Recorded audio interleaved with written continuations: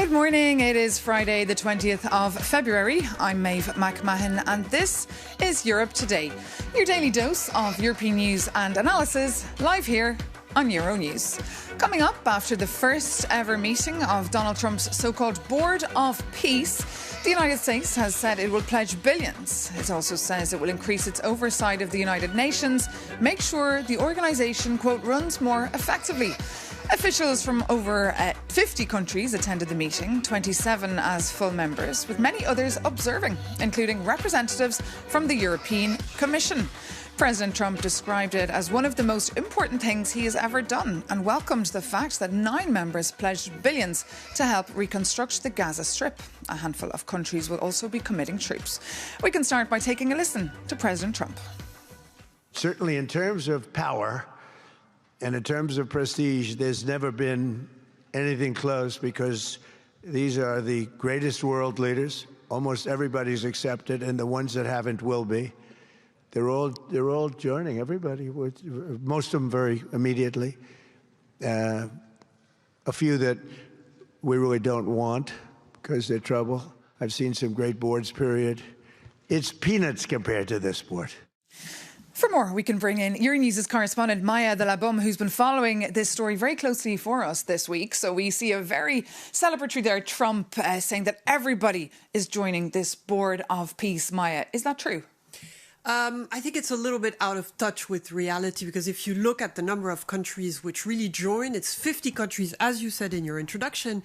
And you know, from these countries, you only have 27 countries that have officially joined the board. And if you look at Europe, it's only, as you said, a handful of countries that are really joining this board. And the most committed member, as we saw yesterday on social media, is Viktor Orban, the Hungarian Prime Minister, who praised Mr. Trump, but also said that he was the only real representative of Europe as also founding member of the board. So, you know, it's mainly Hungary. And if you look at Europe, they've all distanced themselves from the board. But you have different levels of commitment, clearly. You have, you know, France and Spain boycotting the whole board. And then you have other countries which, you know, sent diplomats, civil servants to show that still they want to be part of the conversation. This is Gaza. They need to be there. But in the end, European countries are not represented. They're not supporting. There's no massive approval here.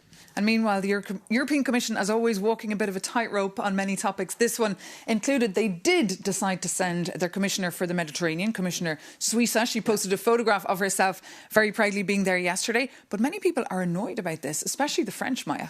Yeah, and it's quite unprecedented, because yesterday night, Jean-Noël Barrot, who is the Foreign Affairs Minister of France, wrote on X, so publicly said that he was very, you know, he was against this decision of sending Suissa to DC. He thought that the Commission has no right to do this. The Commission has no mandate to do this. And if you look at this tweet, he says the European Commission should never have attended the Board of Peace meeting in Washington, as it had not received the Council's mandate to do so. So this really reflects the French position. It also reflects the Spanish position, which is to say there's no mandate because the mandate is validated by 27 European countries, and the Commission cannot play solo, cannot go there without any mandate. So it's quite unprecedented, because it's one of the big, you know, member countries in Europe saying, no, the Commission has no right to do so. So it was big. It was very big. And of course, you were reporting on that all week. And of course, it's a big topic that will dominate the upcoming Foreign Affairs Council taking place here in Brussels very soon. Maya de la Bum, thank you so much for that update. But now, coming up, we'll be joined by Francesca Albanese, the UN Special Reporter for the occupied Palestinian territories. She's in the headlines a lot lately. Recently, she stood accused of calling Israel the common enemy of humanity at a forum in Qatar. But as the transcript then of her speech later showed, she never made that comment. France is, however, calling for her resignation. We can take now a listen to the French Foreign Minister, Jean-Noël Barrot. Les fake news, ça suffit. Enough with the fake news. I did not distort or shorten Mrs. Albanese's comments. I simply condemn them because they are reprehensible and add to a long list of provocations, such as the justification of the 7th of October, the worst anti-Semitic massacre in our history since the Holocaust, in which 51 of our compatriots lost their lives. So yes, I said that these repeated provocations mean that she should have the dignity to resign. D'avoir la dignité de démissionner. So, Francesca Albanese, thank you so much for joining us this morning on Europe Today here on Euronews.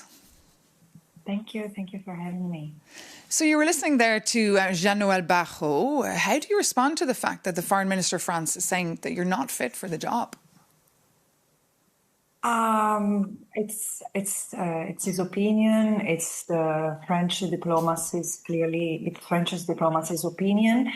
And I keep on asking them to respond to the content of my reports. It's already ludicrous that the French Minister of Foreign Affairs accuses me for something I never said, and then is scratching the barrel in order to give his anger a meaning. And so he says, yeah, she didn't say that, but she's untenable anyway. But again, let's not make it about me. I've prepared and submitted to the UN 7 reports which are damning, and also for France as a state and for some of French businesses. This is what his country, his governments needs to respond to. And the fact that they had more scrutiny over something I didn't say, that over the practices of a state accused of war crimes, crimes against humanity and genocide is telling. But you've discussed the idea of the system. What do you mean? What is this system that you're criticising? Oh, absolutely. But this is what I've documented in my last report and so in the economy of genocide, economy of occupation report, I said Israel would have not been able to replace the Palestinians as it did in the occupied Palestinian territory, hadn't it been for a network of private actor, businesses, and even universities, research centers, banks, pension funds, etc. And then in the next report, I documented 62 states, among whom France, who have provided political, strategic, military support to Israel, so as while it was committing crimes against the Palestinians. And this is the system. Impunity, as the High Commissioner for Human Rights says, kills. But you've said it's not about you, but we're reading more about you than about these documents. And Jean-Noël Barrot, the foreign minister of a very important country, has said he's lost the confidence in you. Do you plan to resign? No, because I have the trust and of the Human Rights Council. I mean, again, the fact that it's about me, it's not something I can respond to. It's something that regards France, Italy, Germany, and the Czech Republic, who have gone after the French minister, amplifying the lie. Again, the reason why they're attacking me is a distraction in order not to talk about my findings. So convenient, but also so hypocritical. And meanwhile, we've heard from the likes of Marco Rubio saying that the UN is obsolete. What is your view here?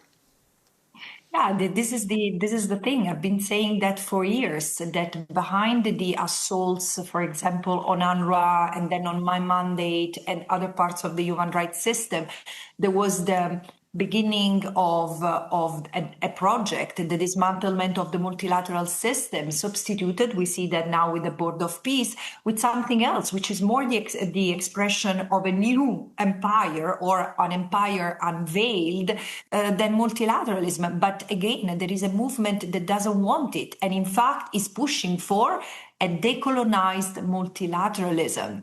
And this is what we have to work on. And what about the UN Security Council? Do you think it's a little bit obsolete? Well, I think that there are parts of the UN Security Council that are obsolete. One for all is the veto power. The veto power reflects the world order of the past century. We need the decolonized multilateralism where each state has one vote. And it's not about adding new members who can have a veto. It's about removing the veto. OK, Francesca Albanese, UN Special Reporter there. Thank you so much for joining us here on Europe Today on Euronews. But now, moving on, President Donald Trump has warned Iran that it must make a deal over its nuclear programme or, quote, really bad things will happen. Trump says in 10 or 15 days, the US will take some sort of action. For The View from Brussels, we're joined here on set now by Tommy Huhtanen, director of the Wilfred Martin Centre. That's a think tank based here in Brussels, affiliated with the centre-right European People's Party. Tommy, good morning. Morning, pleasure to be here. Yeah, great to have you with us. Look, what is the view from Brussels here? Is another war on the horizon? You mentioned Trump. It may be so that even Trump doesn't know exactly what's going to happen. My guess, and what I'm discussing with Washington, is that there's going to be an action. There's going to be a war. It's going to last maybe 24, or the hit is going to take 24, 48 hours. What is more unclear is what will happen after. I think the risk is a little bit there that in the ground there's a huge expectations that the US is going to stay there. I don't think so. And then there's a question: how is the follow-up? There will be ground operation. Israelis are going to be involved sooner or later. But what will happen? That's the question. And of course, the wider implications then. Exactly. I think in Europe, we need to understand what the possibility this is. Because if you look at Iran is the current regime is in war with its own people. It's creating havoc in the region, but also it's in conflict with Europe, helping Russia. Children in Kiev are dying because of Iranian drones. And I think that, what you can say is that there's a massive possibility for massive change on how the whole Moscow, Tehran, Beijing axle is going to work out. And I think it gives new opportunities for us for enhance our power. So what is the role then that the European Union can play here? Well, that's a good question. First of all, what will happen if and when there is a hit? If there is a civil war kind of situation, unfortunately, the tools are very little. But on the other hand, if there is a kind of Syria kind of quick switch or quick change, we could assume that the Europeans will get very quickly involved.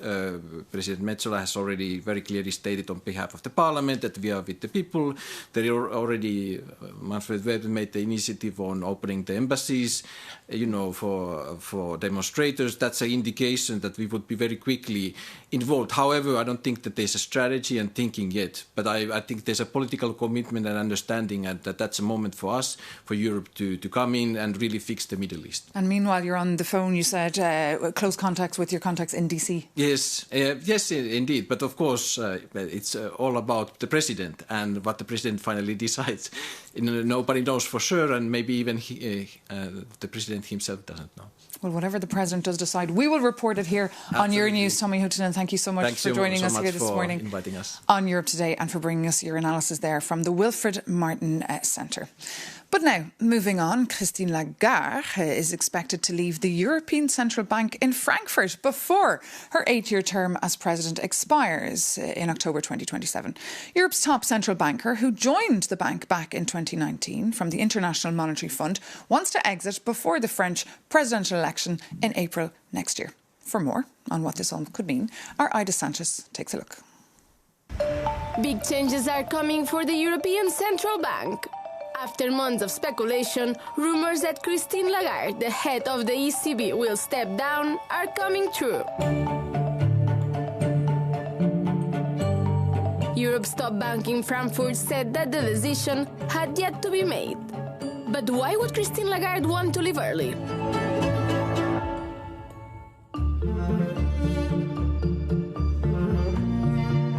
Reports suggest that a possible goodbye would leave room to French President Emmanuel Macron and German Chancellor Friedrich Merz to choose a successor before the French presidential elections. This would give them time to oversee the appointment of her successor, giving the current leadership of Europe's top 2 economies the chance to shape the future of the European monetary policy. Who would want to take her position?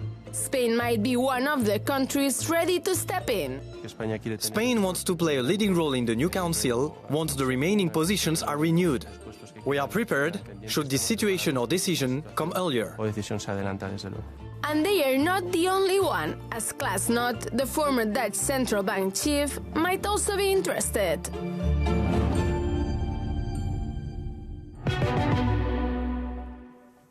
Ida Sanchez reporting there. And for more, of course, on what that could mean for the future of the EU institutions and who will run them, do take a look at our reporting on Euronews.com. But for now, a story that everybody is talking about. Andrew Mountbatten Windsor, the former British prince and brother of King Charles, has been photographed on his way home after spending some 12 hours being questioned by police in Norfolk yesterday. Andrew was arrested on suspicion of misconduct in public office. For more on this major scandal facing the royal family, we can bring in our culture editor, our very own Tokes Salako. Good morning, Tokes. Great to have you with us here this morning. Look, this is a huge scandal, Tokes. Just bring us up to speed on the latest. It is a huge scandal, as you rightly said, Maeve. It's sent shockwaves across the UK, which, let's face it, is used to hearing about scandals from the royal family, but also anything that happens there sends shockwaves across the rest of the world. The latest is, as you said, that Prince Andrew was released late last night. It was roughly around 12 hours after his arrest. No charges have been made regarding that, the suspicion of misconduct in public office. And the raid that took place at his Berkshire home is still continuing 24 hours after. That's at the Royal Lodge on the Windsor estate. Of course, but it's not the search which was taking place at his current home. Hopefully viewers can stay with me at the Sandringham estate in Norfolk, where he was arrested. That search is ended, but we don't know what's going to come from those searches. Of course, we do know that police have been looking for papers in relation to his former role as the UK trade envoy, a role that he had for roughly around 5 or 6 years. And we should make it clear, of course, that Andrew Mountbatten Windsor has consistently denied any wrongdoing in relation to Jeffrey Epstein, the disgraced financier and convicted sex offender. What we also understand now is that the King, neither the King nor Buckingham Palace had any knowledge of the arrest before the raid. However, the Home Secretary was informed by the National Police Chiefs Council, which has issued a statement as well this morning saying that it was in line with routine practice. It alerted its operational colleagues. No word yet from number 10, though, some might say, is perhaps surprisingly. But unsurprisingly, Donald Trump has had a few words to say. He's described it as a very sad thing, adding that it's a shame as US lawmakers and survivors in the US, of course, are still calling for justice. And interesting, Tokes, you mentioned it took the royal family by surprise there. I mean, what does this all mean for the monarchy, who are much loved in the UK? They are still much loved despite their crisis. I mean, often in these situations we talk about, what must the mood music be like? And I'd imagine perhaps in Buckingham Palace there might be a mix between sort of, embarrassment by madness or he ain't heavy, he's my brother. We read, of course, some of you would have seen the statement from King Charles yesterday, making it clear that no one is above the law. He called for the law and the investigation to be carried out. Interestingly, though, as I mentioned, there's been no real statement from number 10, but Sir Keir Starmer did appear on television yesterday, roughly around the same time as Andrew Mountbatten was being arrested, but it wasn't reported at that time. And he also made it clear that in the eventual possibility of action being taken against Andrew, that no one would be above the law. But make no mistake, even though charges haven't been issued yet, this is an enormous crisis for the royal family and as well for the monarchy. I don't think there's been actually an arrest in the royal family. They've had some good behaviour for nigh on about 500 or 600 years now. I think the last one was in 1605. Princess Anne was perhaps the last royal member to actually have been charged when she had a conviction for her dog biting somebody. But seeing as he's 8th in line to the throne, it could be a crisis. Tokes Salako, thank you so much for that live update there on a story that is extremely embarrassing, of course, for the royal family. But that does bring this edition of Europe Today to an end. Thank you so much for your company, as always. More news and analysis, you know where to go. It's Euronews.com. Take care and see you very soon here on Euronews.